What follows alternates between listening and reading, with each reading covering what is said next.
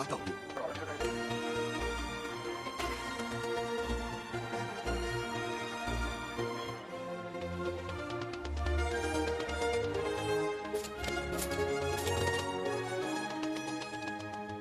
That boy sure is wonderful.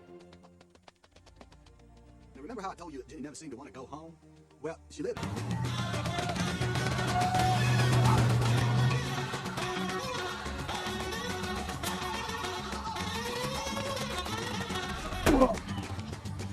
Who the hell is that? That last false comp, coach.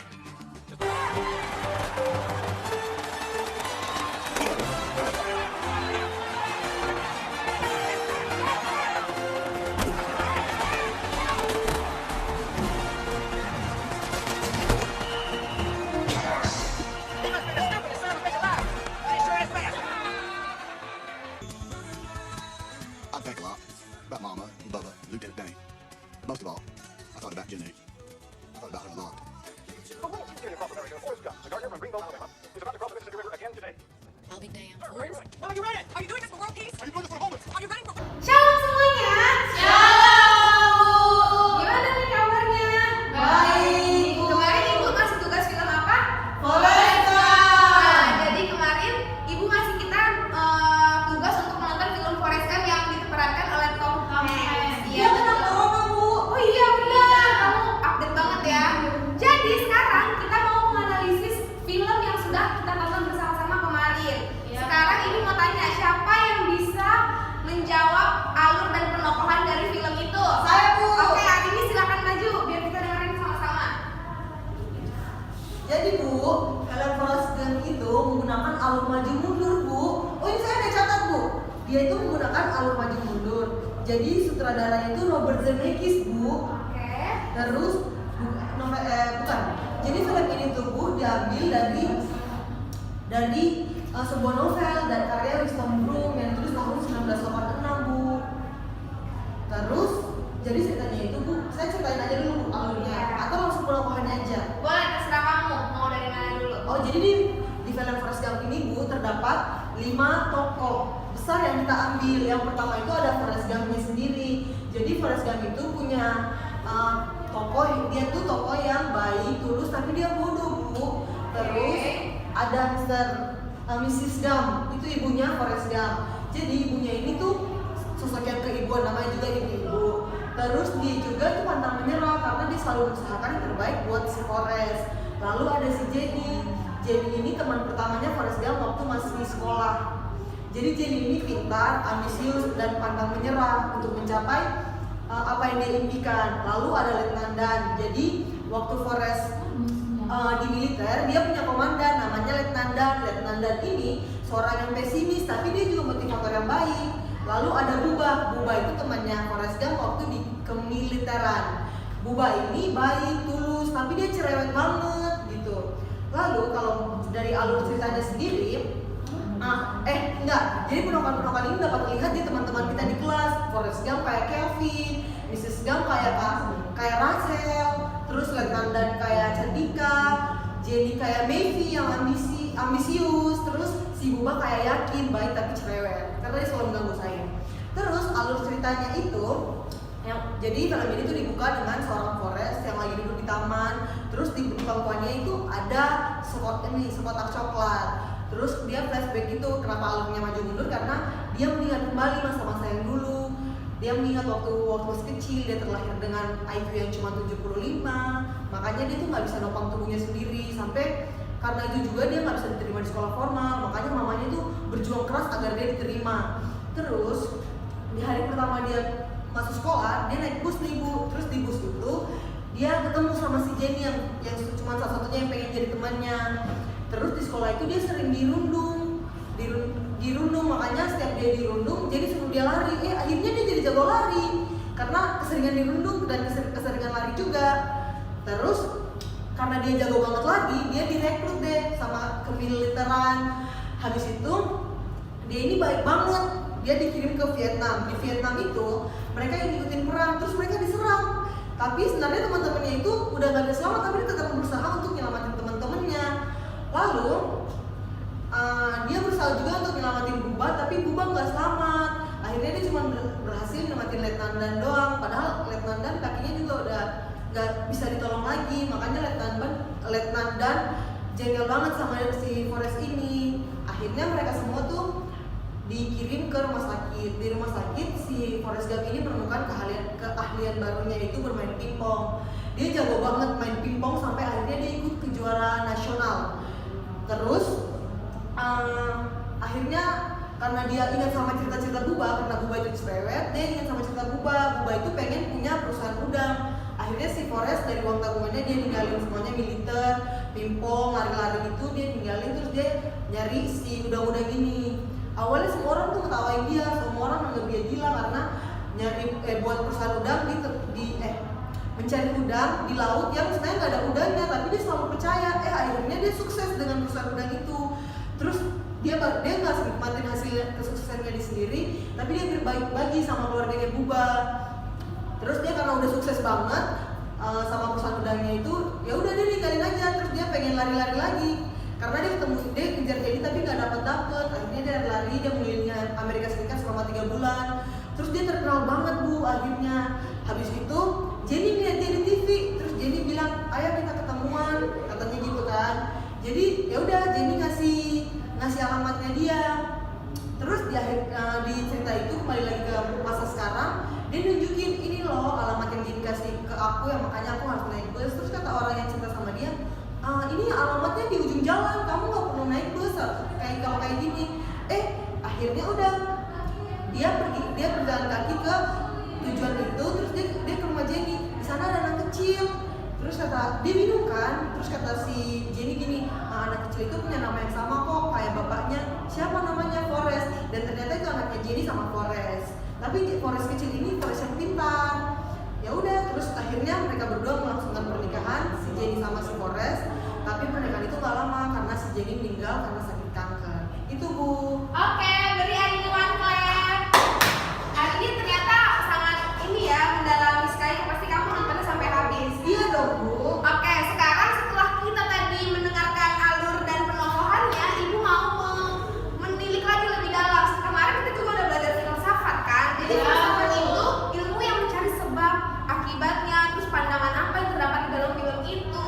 Waktu kalian nonton film itu, kira-kira kalian punya pemikiran nggak? Film itu tuh punya pandangan apa? Nur, kamu tahu jawabannya? Tahu. Oke, sekarang Nur yang akan maju ke depan dan menjelaskan jawabannya.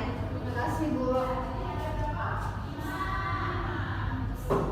Nah, jadi Bu, saya melihat bahwa filsafat dalam film ini adalah postmodernisme. Kenapa? Karena postmodernisme itu adalah melawan filsafat modernisme. Nah, dalam filsafat ini filsafat ini muncul pada tahun 1930. Dia benar-benar melawan modernisme karena kita melihat bahwa modernisme itu suatu paham yang percaya bahwa suatu hal bisa dikatakan maju, bisa dikatakan hebat, bisa dikatakan baik apabila dia memikir secara baik gitu. Pemikirannya bagus dan bukan karena keinginannya sendiri. Tapi kalau kita melihat postmodernisme, pemikiran itu akan digantikan oleh keinginan dia. Penalaran itu, yang penalaran pada modernisme itu akan digantikan oleh emosinya dia. Jadi tidak semuanya itu dalam postmodernisme ini adalah keinginan, emosi. Nah begitu Bu. Terus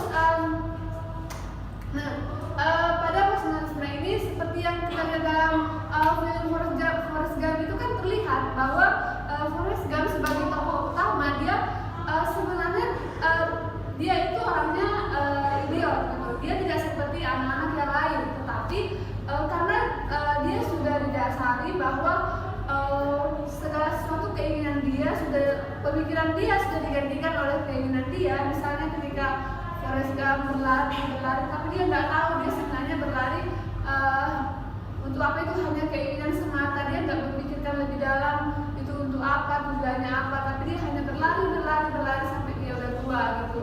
Sama dengan ketika Forrest Gump membantu orang, dia membantu orang itu hanya keinginannya doang. Dia tidak mengerti itu sebenarnya untuk apa begitu Bu. Jadi itu filsafat yang ini. Oke, Nur, terima kasih. Bagus banget ya. Jadi benar pandangan yang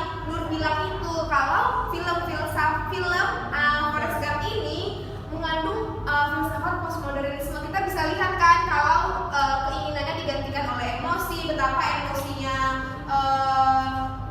Forrest Gump itu sangat kuat untuk bisa menjadi orang yang lebih baik. Terus dia juga moralitas digantikan oleh relativisme karena dia selalu melakukan kebenaran. Nah, kalau kita lihat dari kacamata Alkitabiah teologi, siapa yang mau jawab? Saya Bu, Oke. karena mama saya itu pelayan Tuhan Bu. Oke. Saya jawab Bu. Oke, coba Wenisa. Saya bagi ya, Bu. Iya, silakan Wenisa jawab. Oke Bu, jadi secara teologi Bu yang saya tahu tentang film Forrest Gump setelah saya menontonnya, jadi ibu saya ngajarin saya Bu, jadi dikatakan bahwa Allah itu adalah satu-satunya sumber kebenaran yang mutlak. Di sini Bu kita bisa lihat Bu, kita percaya bahwa Allah adalah satu-satunya yang berdaulat atas segala sesuatu yang ada di dunia. Jadi segala sesuatu di dunia dari hal kecil pun itu hanya Allah saja Bu yang berdaulat atas dan menghendaki apapun yang ada di dunia ini. Jadi Allah berdaulat mutlak untuk melakukan segala kehendaknya kepada seluruh ciptanya. Ciptanya itu siapa? Kita Bu. Jadi Forrest Gump itu adalah ciptaan Tuhan juga Bu. Tetapi di film tersebut Forrest Gump diperlihatkan bahwa dia tidak percaya dan tidak menyerahkan hidupnya pada Tuhan. Jadi dia mengandalkan apa Bu? Dia hanya mengandalkan pikirannya sendiri, apa yang dianggapnya benar, ya udah dia lakuin aja Bu gitu. Jadi karena saya tiap hari baca Alkitab Bu, saya ingat nih di Timotius 3 ayat 16.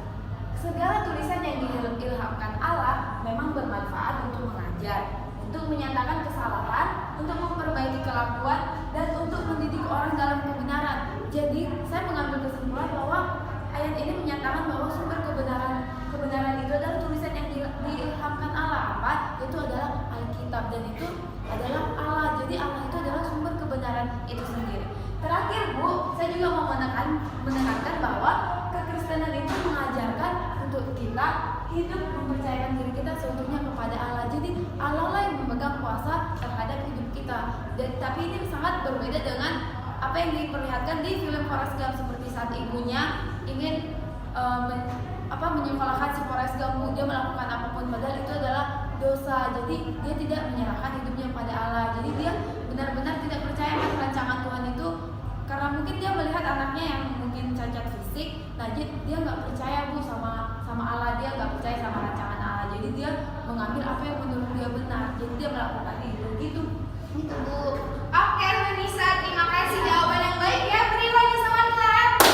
Nah, dari tadi kita udah belajar filsafatnya apa, teologisnya apa. Sekarang kita sampai ke dampaknya, implikasinya dari film ini. Yuk kita baca sama-sama ya. Yang pertama, 1, 2, 3.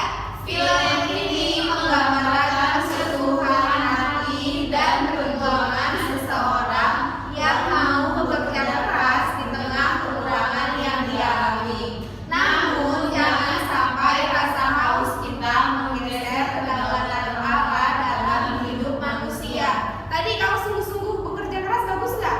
Bagus kan? Tapi seperti yang Wenisa bilang tadi, kalau kita nggak mengandalkan Tuhan dan nggak menyerahkan, salah atau benar? Salah. Jadi kita juga harus menyerahkan hidup kita sama Tuhan ya. Yang kedua, bareng lagi ya bacanya, 1, 2, 3. Betapapun hebatnya seseorang itu, kalau ia tidak bersandar pada Kristus sebagai satu-satunya kebenaran, maka hidupnya akan sia-sia. Kalau kita nonton di film Forrest Gump, dia udah berusaha keras, lari, melakukan segala sesuatu. Kalau kita lihat Forrest Gump bahagia atau enggak sih? Enggak Bu. Dia nggak tahu Bu. Kenapa Nur? Dia nggak mengerti buat apa dia melakukan itu. Dia nggak mengerti. Saya Bu, Kenapa Wen? dia itu seperti tidak memiliki tujuan hidup Bu. Karena dia tidak bersandar pada Kristus Bu. Jadi dia nggak punya tujuan hidup. Padahal dia udah bekerja keras Bu. Bagus Nur sama Wenisa, bener ya. Jadi meskipun si Forrest Gump udah berusaha keras, banyak medali, banyak penghargaan, tapi hidupnya tuh sebenarnya nggak ada tujuan karena dia nggak sungguh-sungguh bersandar sama Kristus. Yang ketiga, 1, 2, 3. Jangan pernah menyerah, sebab kita tidak pernah tahu kemampuan kita seberapa besar kalau kita tidak mencobanya.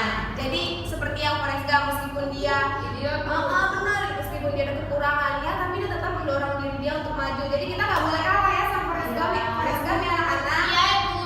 Selanjutnya yang terakhir, jadi kesimpulan hari ini, Ibu minta Wenisa membacakannya. Jadi sebagai manusia kita memang harus melihat segala sesuatu dengan berbagai macam kacamata dan menghargai setiap perbedaan yang ada. Namun jangan sampai kita terjerumus dengan